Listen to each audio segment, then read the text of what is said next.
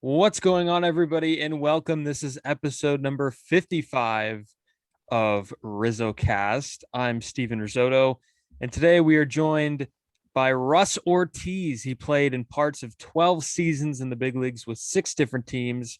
6 of those years at the beginning were with the San Francisco Giants, and I'm super excited to have Russ come on the show. Russ, how you doing? I'm great, man. Thanks for having me. Yeah, thanks for coming on. And I know, um, obviously, the 2021 Major League Baseball season just got underway. So, kind of just to start us off here, whether it was at the minor league level or at the big league level, what was kind of the excitement leaving spring training? Uh, I mean, it's all the workup, the excitement of, well, you did all the workup, and now you get to compete for real because spring training, it can get monotonous. I mean, every day is pretty much the same. Although I did enjoy my time in Atlanta when we were in spring training in Orlando, because we played a lot of golf, so we did all our work and then got to play a lot of golf. So that helped, yeah, to break that up. So, but basically every day is the same, and so um, once you get to break camp, just the excitement of, okay, now it's real. It's everything that you are working for, in the off season and during spring training, now gets underway, and you just want to get started on the road to hopefully, competing for a World Series championship. So, you've been out of baseball now a little over a decade, I guess. Do you still ever get that Yeah, itch at that itch when the season begins? no, that's one thing. When I hurt my elbow and had to have elbow surgery and was set out a year, I got to be home for a little over a year, and it was great. And so I got a taste of what retired life would be, retired from baseball life would be, and it was great. And so once I retired, when I made a decision to just be done, and I got let go by the Dodgers in 2010 and had a decision to make to either go to AAA or become a free agent. And so when I cleared waivers, I made the decision. It was like, I'm done. I'm not going to pursue, any other teams or any other situation. And so it was nice when I said I was done, that it meant that I was done from everything, from all the preparation, being away from the family, the competition, and all that stuff. And the only way that I was able to make an easy decision like that was because I spent a year home, while I was rehabbing my elbow. Yeah. So, which clubs do you still keep up with? Are you locked in on the Giants still? Are there a few other teams that you kind of have eyes on? Yeah, I always pay attention to the Giants. I mean, they're the ones that drafted me. That's the organization I grew up in, and that's the organization I was with the longest. And so there are still some good friends that are still working with the Giants, coaches and in the front office. And so I definitely pay attention to them as much as I possibly can. And same thing with the Braves and the Diamondbacks. And a little bit, I didn't have much time, with the Orioles or the Astros, or the Dodgers. So um, so I didn't make the kind of, I didn't have the kind of relationships that I did with the other teams. And so I would say just Giants, Braves, and Diamondbacks are the ones I pay most attention to. But I love baseball in general. So I look forward to the season starting, just to be able to watch baseball and see, some of the players that I know, that are still playing, and then, watch some of these younger, exciting players that everybody wants to see. Yeah, baseball's back, and I think it fills a void for everybody for sure. So let's jump into kind of your career growing up in Southern California. How did you get into baseball? What was kind of the baseball scene? Was it competitive? How did you kind of fall in love with the game? And what when did you kind of know that this is what I want to do and I'm pretty good at it and I could accomplish this?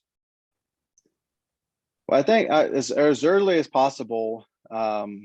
we live with my brother and I. My brother is 10 and a half months older than I am. And, we had to live with our grandparents. Our, our mom worked for the Los Angeles Police Department in downtown LA. And so, we needed something more stable. She had, gotten divorced from our dad, and then he stopped coming around. So really early in our life. So it was just her. She was raising two boys, and because she worked in downtown LA, we had to stay with our grandparents. So our grandpa, played sports growing up.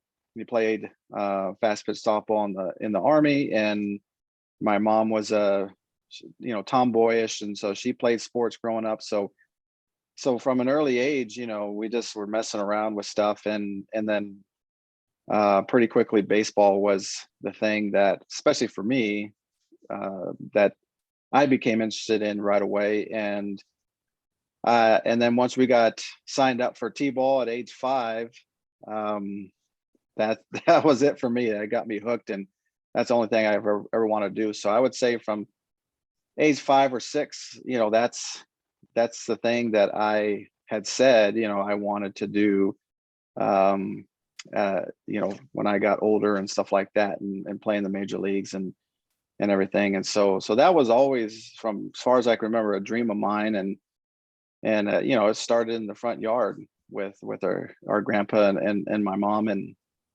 my brother. And so to be able to have that dream at such a young age, and to play on TV, to play in these big stadiums, have a baseball card, all that stuff, and then be able to actually do that, is a really cool thing to be able to say that, and tell my kids that, if you want to go for something, you never know, it may happen. And so we just try to encourage them to just go for it, whatever they're passionate about. And, but pretty quickly, baseball became a passion of mine.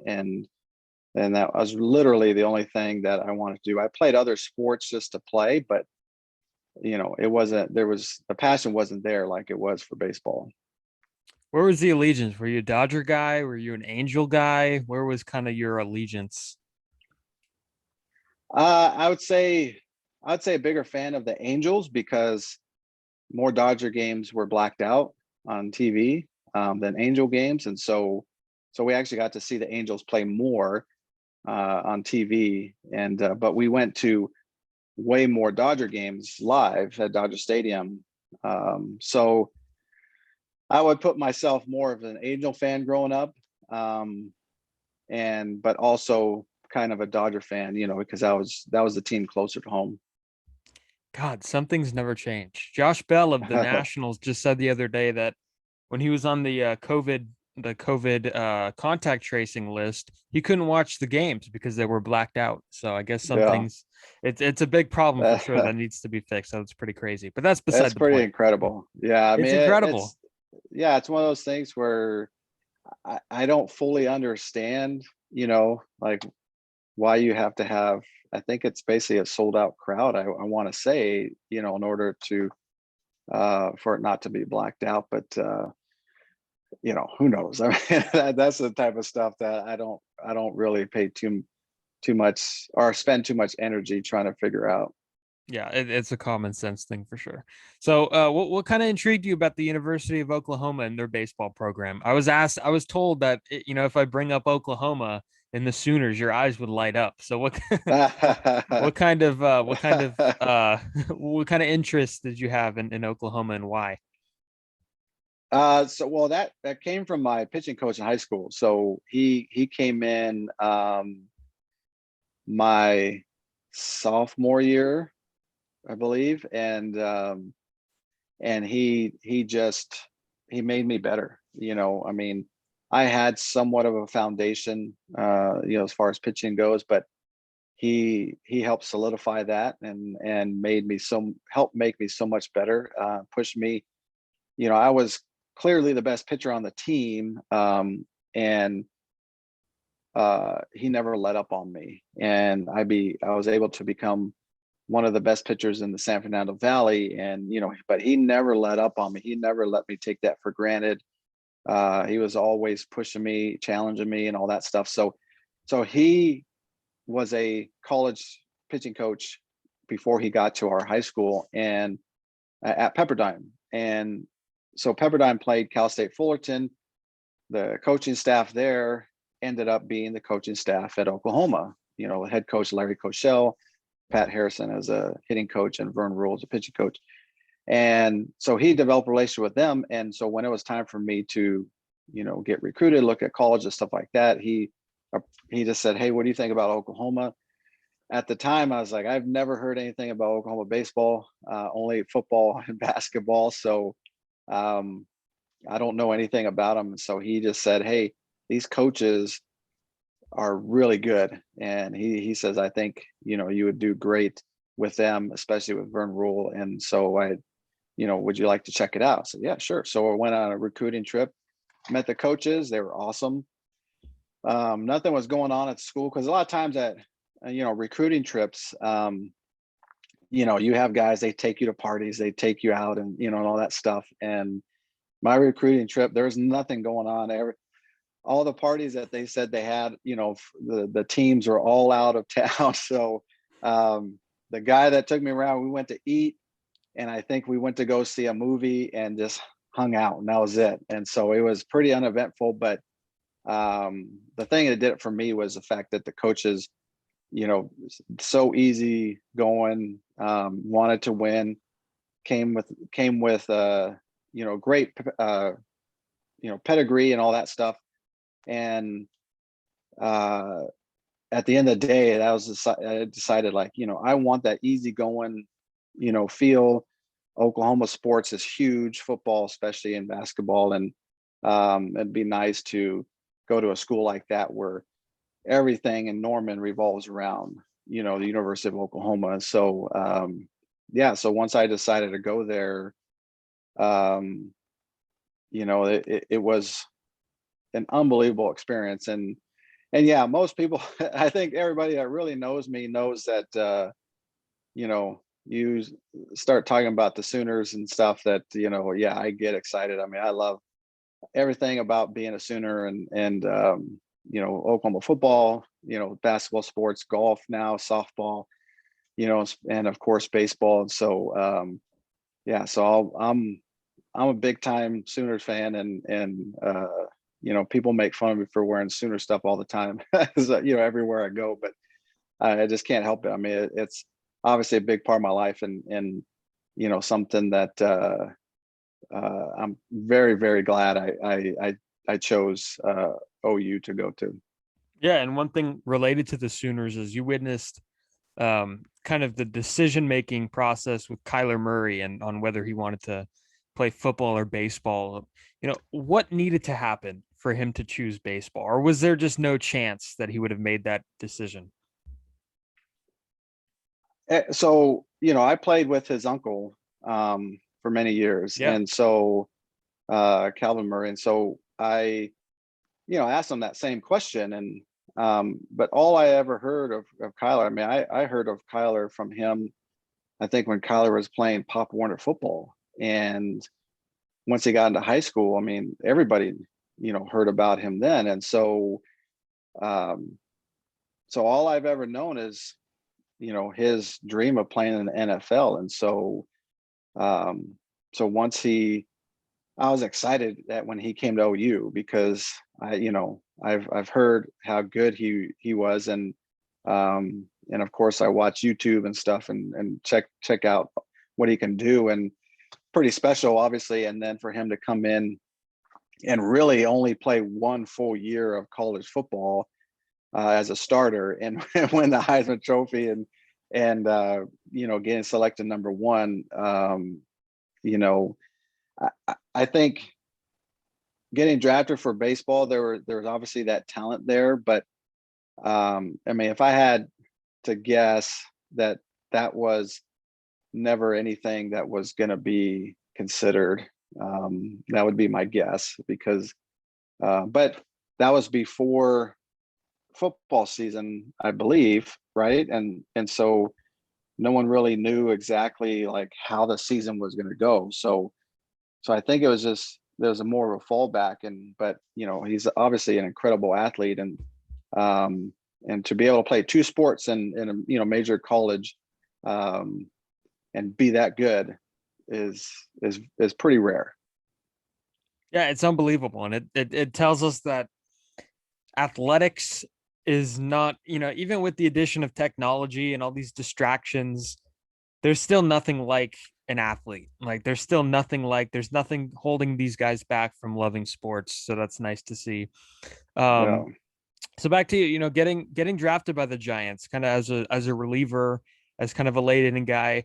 How did that transition into a starting pitcher go? Because I know today we see guys transition the other way around from the starting Right. pitcher, and they're considered, you know, failed starting pitchers, and they move to the bullpen where they learn velocity and they all of a sudden Yeah. become, you know, they all become mini Mariano Rivera's with, you know, 96 and a wipeout slider. So how did you make the transition the other way around?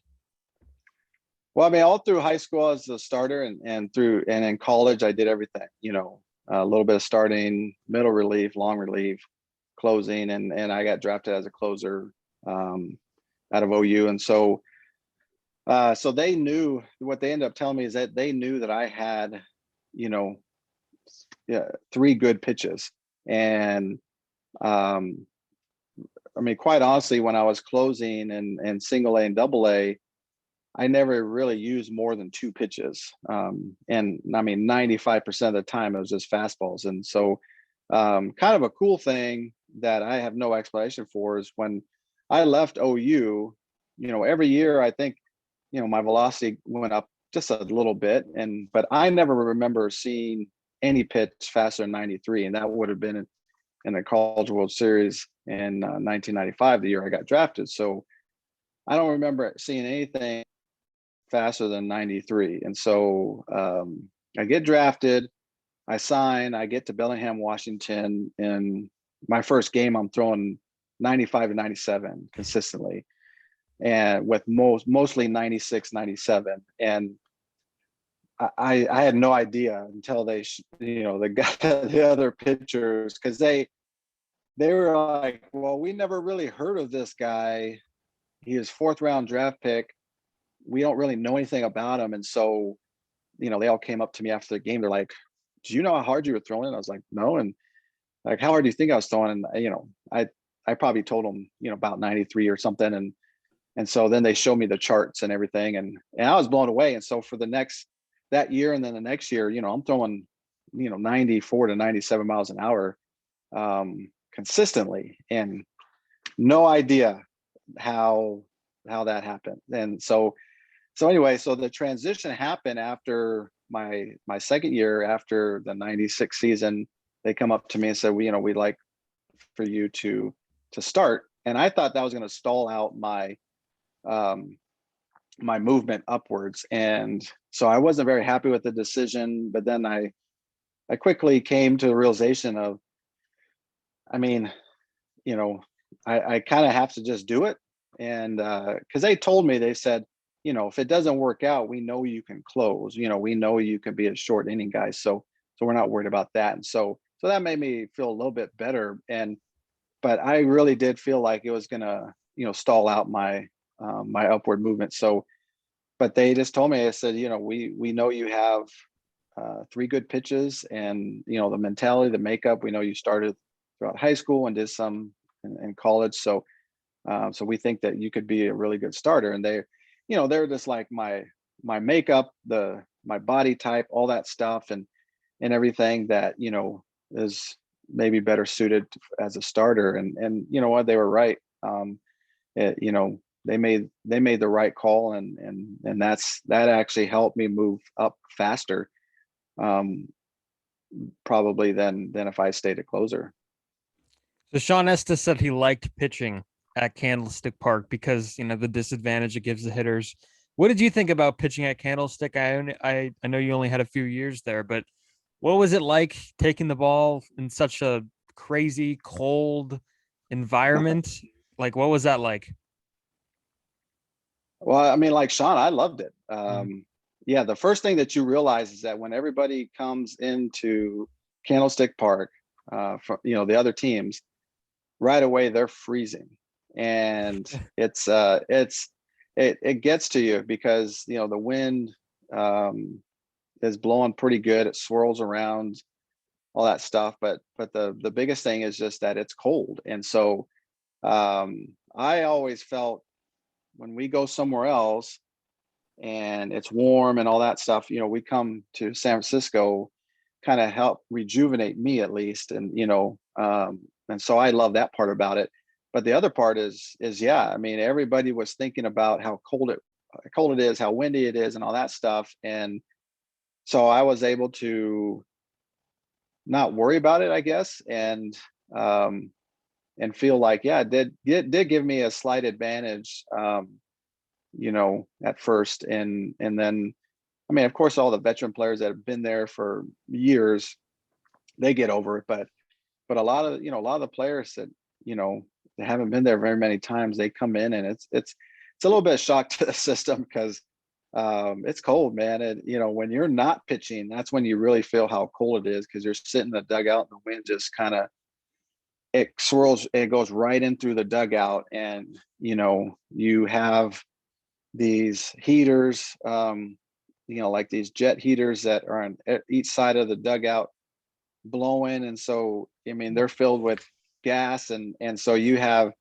gas fumes, you know, in the dugout trying to, but you're staying warm, and then the wind comes through, and yeah, so it's brutal when you're not pitching. But when you're out there pitching, I mean, you don't really think about it, you know, that much. But like I said, it's more of a mental thing, that I try to take advantage of. And I mean, the ball didn't fly out of there, so, you know, that was another thing.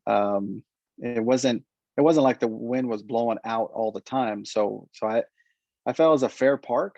You know, of course, when we moved to the current ballpark, you know, it was a short right field, but you keep it away from right field. I mean, it's tough to hit it out. So so I was fortunate to pitch in both ballparks where, you know, you definitely had some advantages being, you know, being the home team.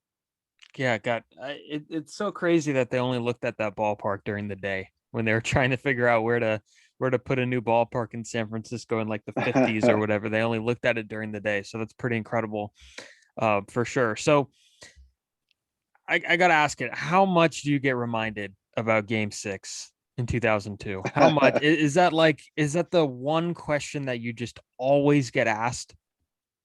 Yeah, pretty much. I mean, every interview I do, pretty much. And what I always tell people is, at that point in my career, with the organization that I was with, you know, the Giants at the time, and knowing how solid of an organization it was, and me thinking, you know, as long as I continue to keep doing well, I'll get to stay here, and all that stuff.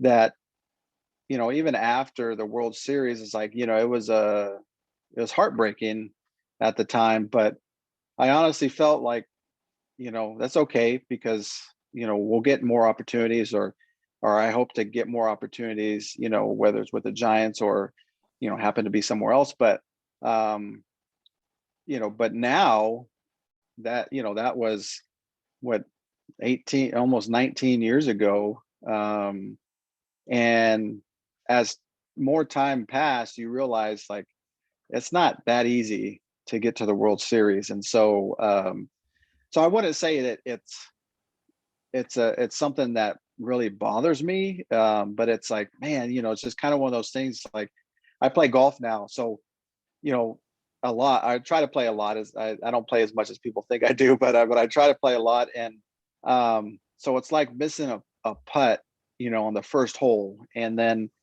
you know, you go the rest of the rounds and you play pretty well. And but if you would have made that one putt, you know, you may have beat another player, or you may have, you know, if you're betting with your friends, you may have actually won, or, you know, whatever it is. Like, so you look back, you're like, gosh, man, you know, that I missed that opportunity. And so that's what I look at it, is like, that was a missed opportunity, that some of us never got to experience again. And I was like, that's the part that I'm just like, you know, I kind of do that motion, and it's like, darn it, you know, it wasn't a big deal back then, but now it's just, that would have, that was one of those situations where you wish you could have back.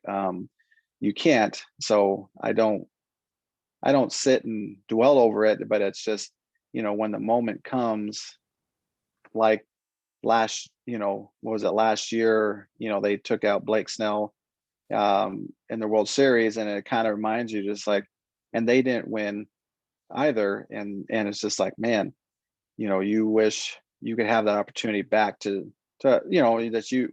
would I do something different? What, of course I'd want, the decision to stick with me, be there, but you can't change the past. So that I don't dwell on it too much, but at the same time, it's an unbelievable memory still. I mean, it's the greatest baseball memory that I have.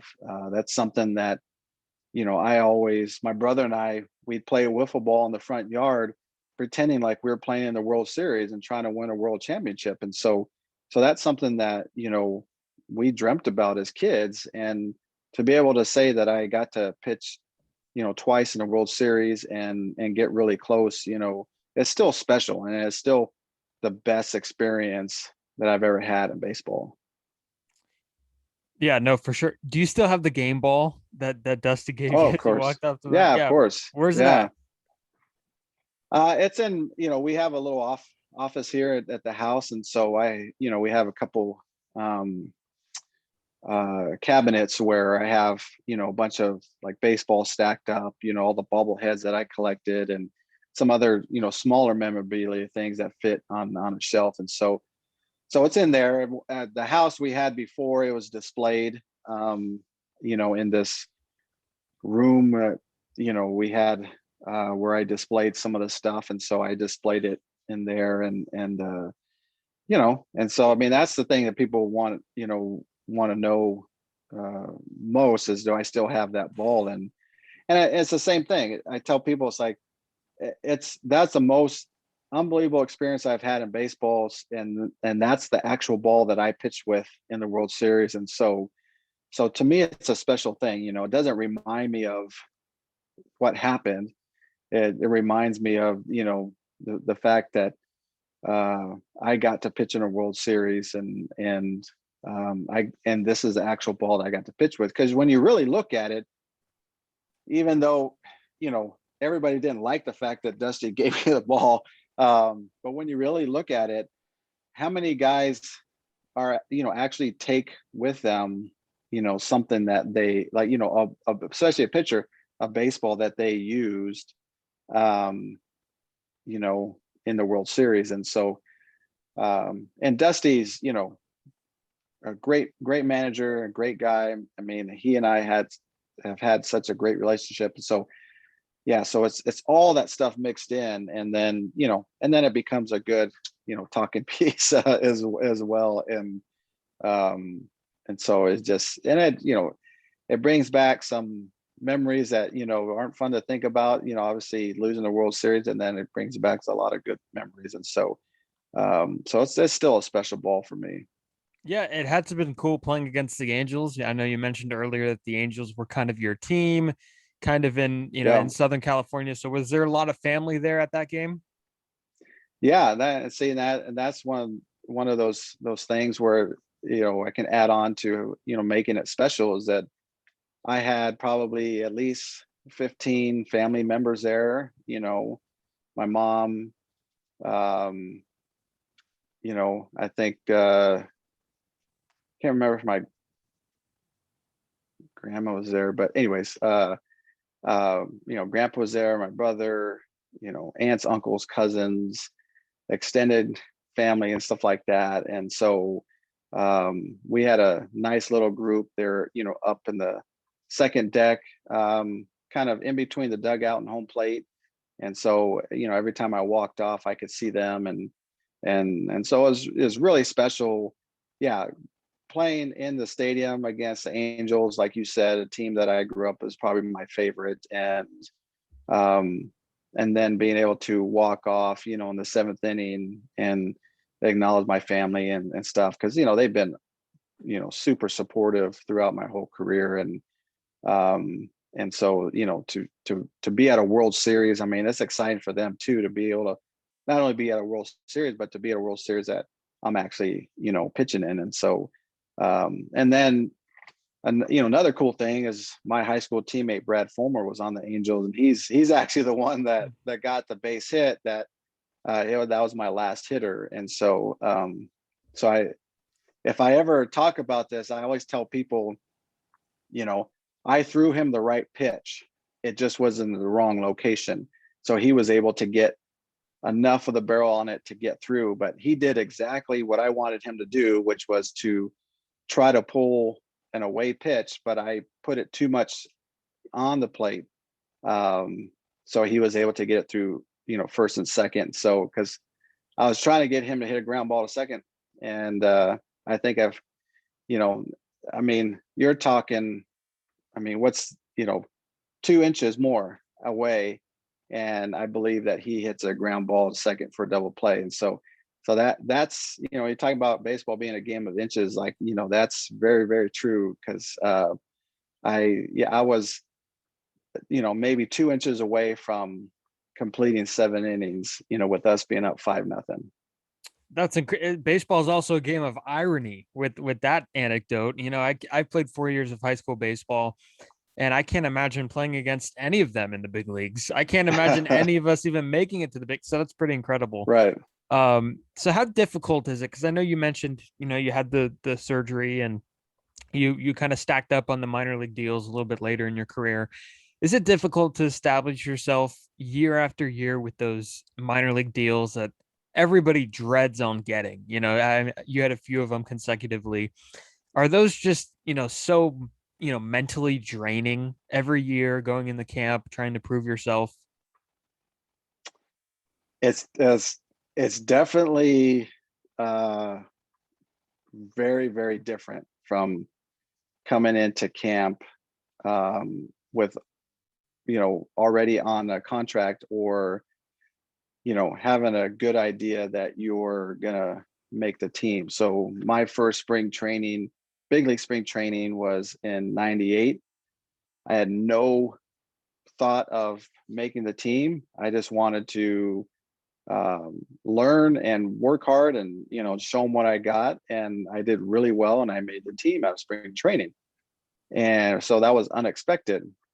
The next year, I went in with the same attitude, and I think they told me pretty quick that, like, hey, you're one of our guys. And so that helped relax me. And then from, then consecutive years, many consecutive years after that, I can come in and get ready for the season. Whereas my first couple of years, I was coming in to do really well during spring training to make sure, well, especially in that second year, '99, to make sure that I made the team. And so then after that, I kind of meshed that attitude with also, hey, you're part of the team, so now let's get ready for the long haul of the season. And so I kind of meshed those two together. So now you fast forward to 2007, when I was with the Giants.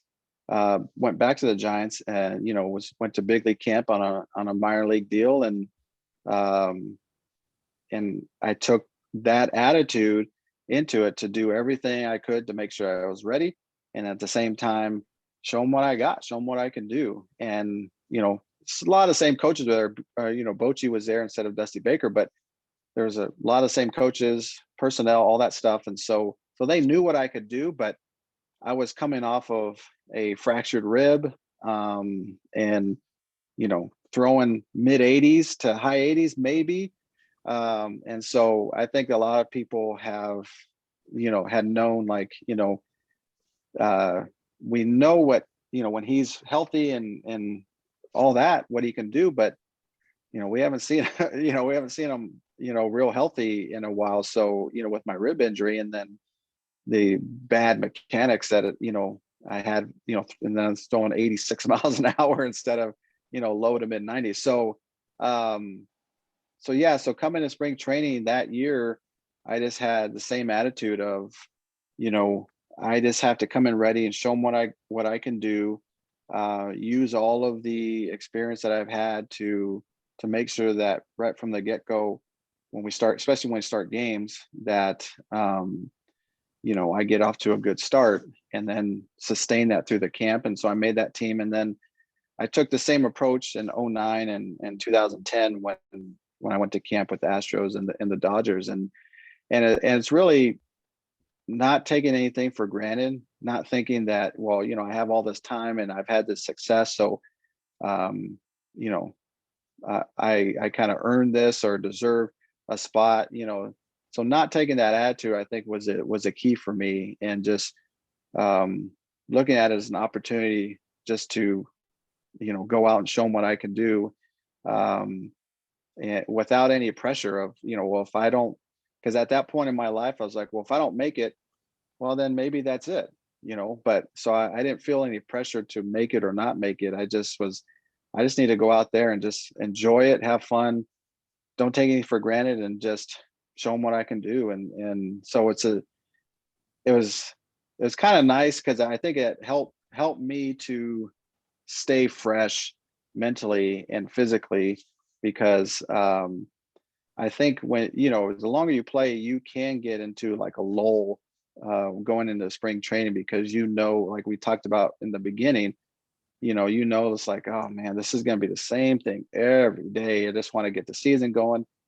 So it was actually nice for me, and especially those 3 consecutive years, to go in like if I was a younger player trying to make a team, to go in and look at it as an opportunity to show them what I can do, and to get off on the right track, very fast. And so I had a mission there, whereas before my mission was to kind of just slowly to get to peak performance, like the last, especially the last start, second last start of spring training.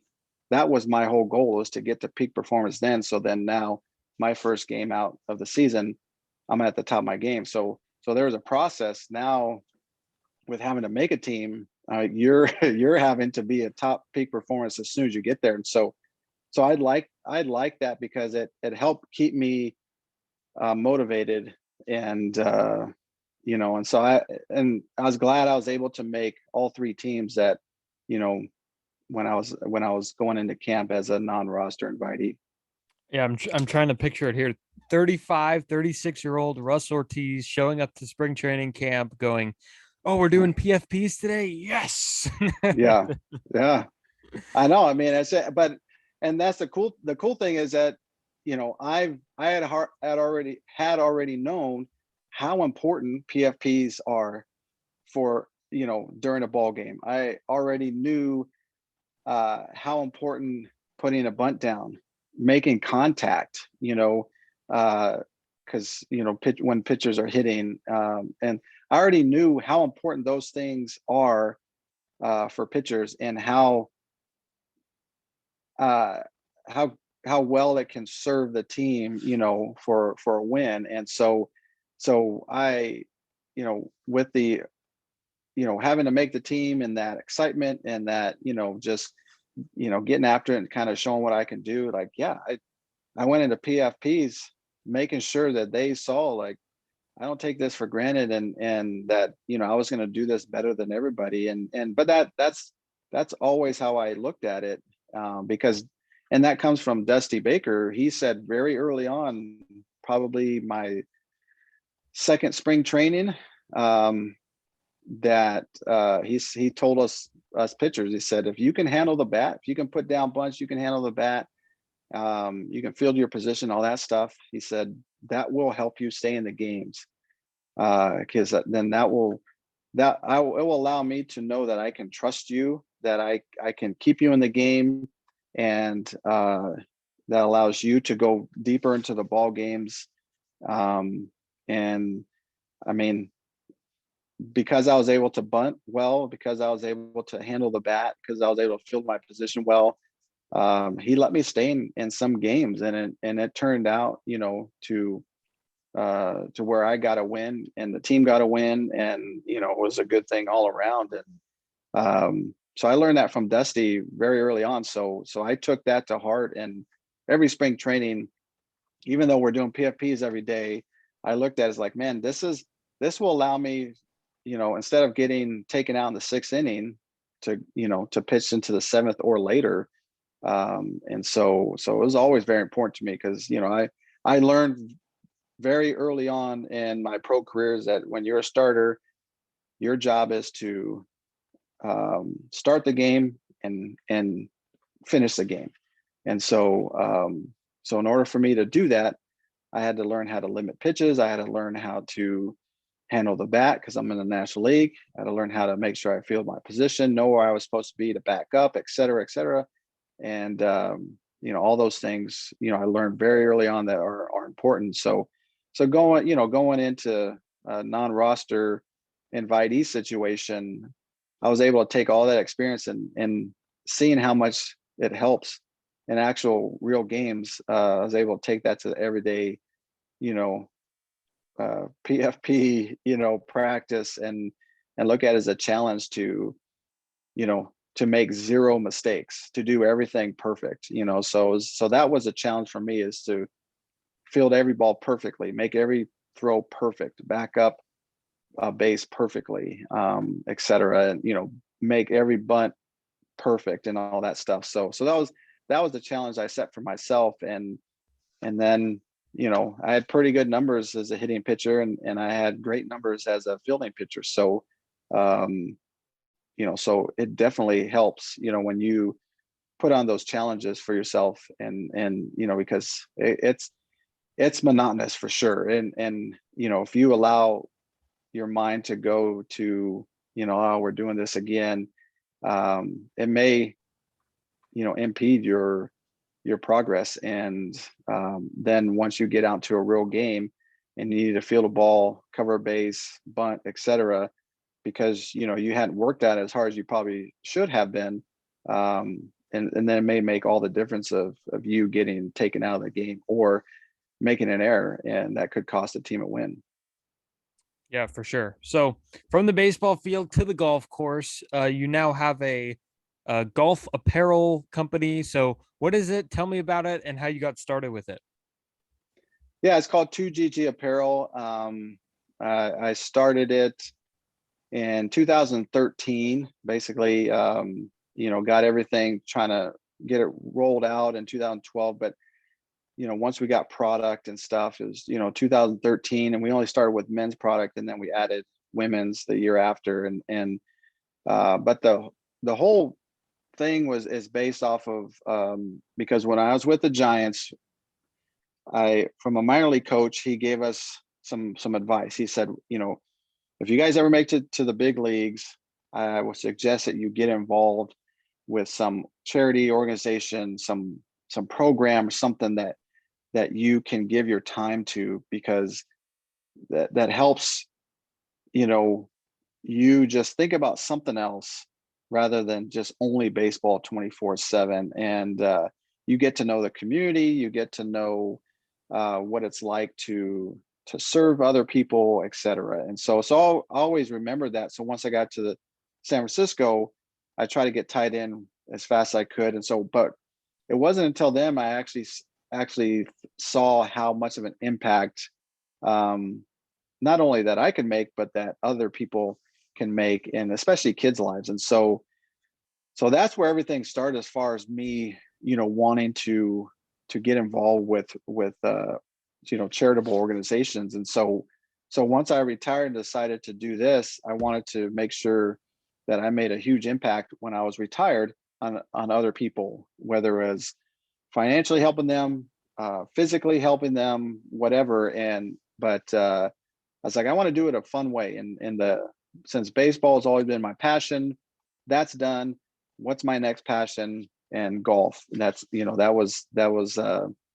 that's been my other passion for a long time. And so I was like, well, how can I use golf, to fuel something I also love doing, which is help to give back, helping other organizations that help kids, especially. And so I was just looking in my closet one day. It's like all of my polos are the same. It's kind of boring and all that stuff. I was like, I looked into that. I thought maybe I could do that. And so I looked into it, and they just told me, a bunch of people told me, said, you can find manufacturers that can make anything. And so I started, getting samples and stuff. And I was like, all right, maybe I could do this. And I thought it'd be fun. And so it started off something that's fun, and then, hey, yeah, maybe we can help out other organizations. And then as we grew a little bit, started to see like, man, we can help out a lot of people. And so I made the quick decision that we were going to give 100% of our proceeds to charity.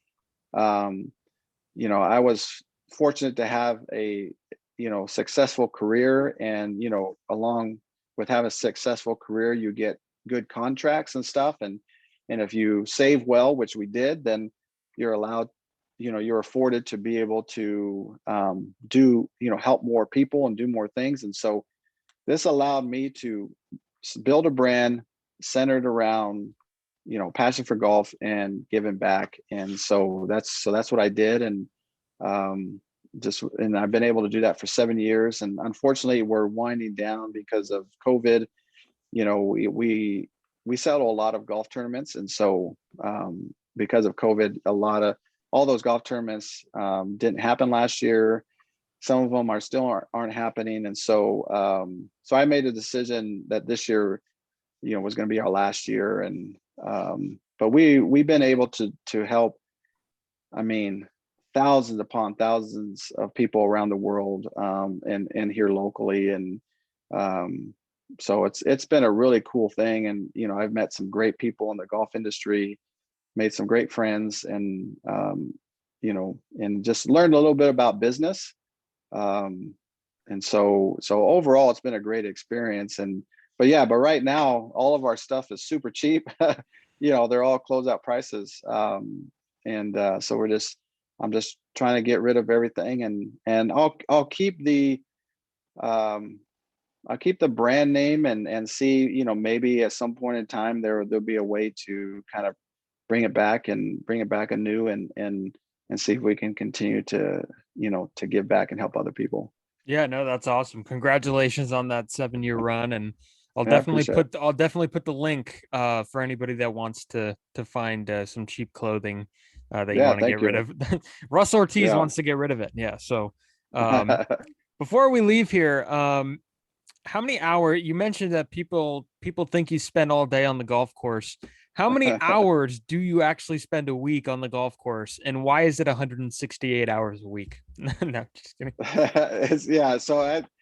So because I had, for the last 7 years, especially, I've had a golf apparel brand. I always look like I'm golfing.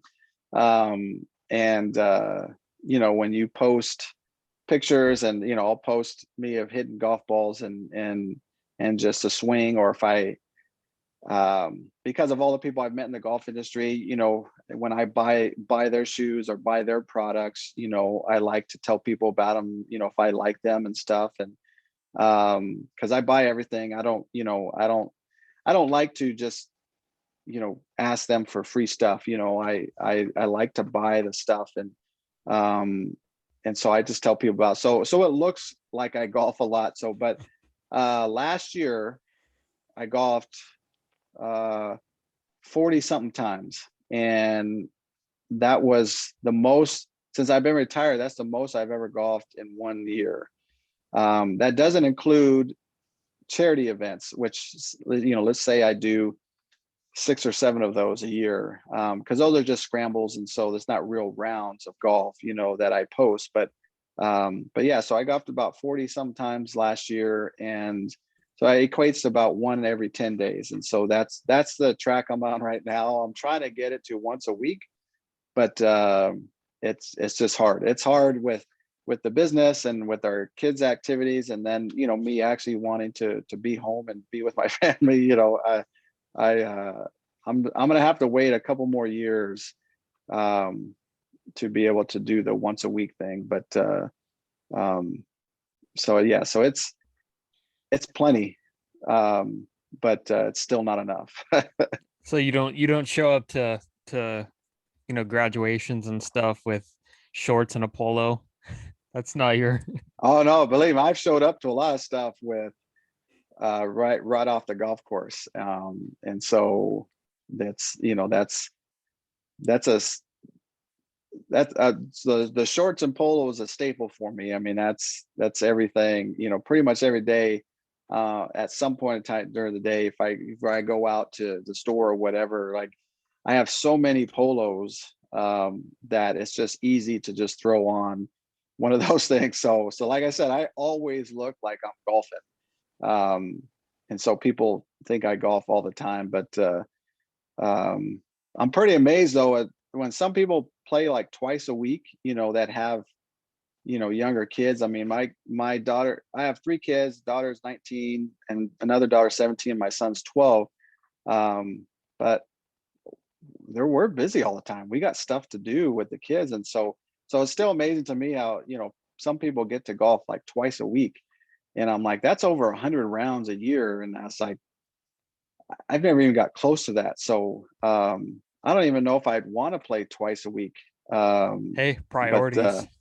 But we'll see. We'll see. Like I said, I think if I could play once a week, that'd be awesome. And then, consistently once a week, and then there'll be those times where I get to do a golf trip or, something like this weekend. I'm playing a couple times in Palm Springs, going to a charity event in Palm Springs. So I'll get to play a couple times this week. I played yesterday. So this week may be a 3-round week, and which is, rare. And then last week I had the club championship tournament. So that was 3 rounds. And yeah, so these 2 weeks I actually get a lot of rounds of golf in. And so that's very rare. So I really, relish those times, but but the more consistent stuff, like, because I've got myself down close to a scratch golfer. And so I was like, I want to keep that up. I don't want to lose that. I mean, it's become a little bit too important for me to, to be a scratch golfer, but but I like the challenge of staying right there. And so I need to play more consistently. And so I try to keep the once every 10 days if I can, and with a couple practices in between, just to make sure that I don't fall off. Cause I look at it as that you never know when you'll get the call to go play in these cool, celebrity events or whatever that, and if you do well enough, and I've gotten a couple calls for that and incredible experiences. I got a call once to be able to go play in Dubai. And so I went to play for Team USA in Dubai with all these Hall of Famers, basketball, hockey, baseball, football, basketball players, they're all pretty much Hall of Famers. And I got to be on their team in Dubai. And so, yeah, so that wouldn't have happened if I was a terrible golfer. And so I was like, yeah, I mean, it does have its benefits, so that's why I try to get out as much as I can. That's incredible. Russ, I appreciate you coming on the show. And best of luck to you, your apparel company, your family, and everything moving forward. I appreciate it. Thank you very much. That was a lot of fun. You guys could follow Russ on Twitter. Shocker, his handle is at OU Russ. That's incredible. You're so on brand with everything like the golfing, the OU. That's pretty incredible. Yeah. And you guys could follow the podcast on Twitter and Instagram at RizzoCast. So thank you guys for listening. Thank you guys for watching, and enjoy your day.